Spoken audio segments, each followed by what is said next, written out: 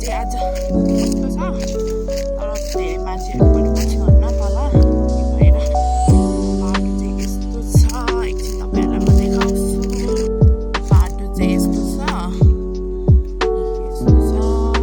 अनि यहाँ गुराँसहरू फुलिरहेको छ देख्न सक्नुहुन्छ तपाईँहरूले बाबाको घर चाहिँ ऊ तल है यहाँदेखि तल यहाँ तल हो बाबाको घर चाहिँ अहिले म तपाईँहरूलाई देखाउँछु बाटो चाहिँ यस्तो रहेको छ म चाहिँ एक्लै गइरहेको छु कति भयो म नगएको बाटो अलि अप्ठ्यारो अप्ठ्यारो छ अहिले म फेरि लड्न सक्छु अनि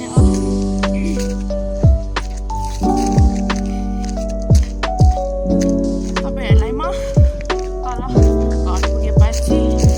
देखाउँछु अहिले बाटो चाहिँ यस्तो छ र छिटो छिटो हिँडिरहेको छु घरमा पनि धेरै काम छ आएर गर्नुपर्ने त्यसले कस्तो राम्रो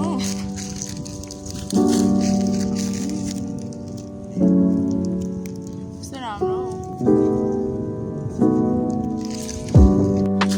म चाहिँ आज बढाएर बढीको सम्म मात्र जान आँटेको तर हाम्रो घर पनि छ तर हाम्रो घर चाहिँ पुरानो हो नि त कोही पनि बस्दैनौँ अनि त्यही भएर हाम्रो घरमा चाहिँ धेरै झारहरू उम्रिसकेको छ अनि नबसेको कारण तल त्यहाँदेखि तल चाहिँ हाम्रो बढाएर बढी बस्नुहुन्छ म तपाईँहरूलाई मेरो बढाएर बढी पनि देखाउँछु तर हाम्रो घर चाहिँ भत्किसकेको पनि होला हाम्रो घर पनि पुरानो घर पनि तपाईँहरूलाई म देखाउँछु म चाहिँ मेरो बाबाको घर आइपुगिसकेँ तर बाबाको घर चाहिँ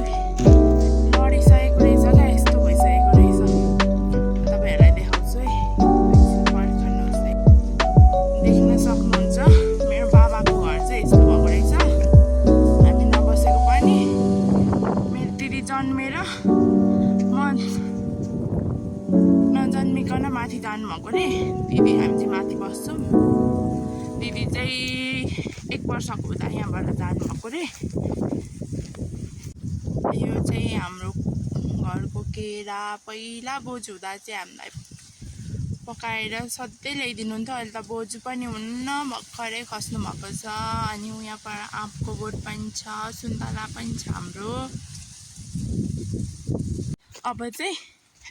म बडाहरूकोमा जाँदैछु यहाँ त गर्मी रहेछ माथि त हाम्रो घर पनि देख्यो है बाबाको घर ढलिसकेको छ उतापट्टि चाहिँ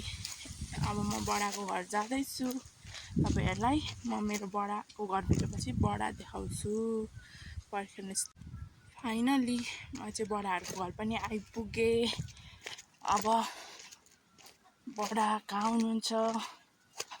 बडी कहाँ हुनुहुन्छ हेर्दैछु म ला दोकान बन्द छ त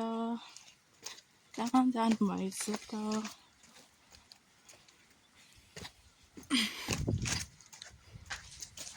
मेरो बडा म चाहिँ मेरो बडा यहाँ चाहिँ बडाहरूले माछा पालन गर्नुभएको छ यहाँ माछा चाहिँ कता पुगेको छ ऊ धमिलो धमिलो देख्दिनँ बडी चाहिँ घाँस काट्नु जानुभएको छ अरे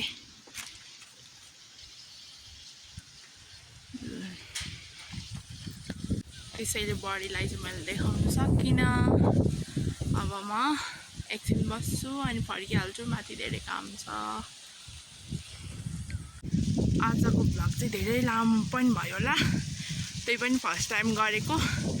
कस्तो भयो कमेन्ट गरिदिनु होला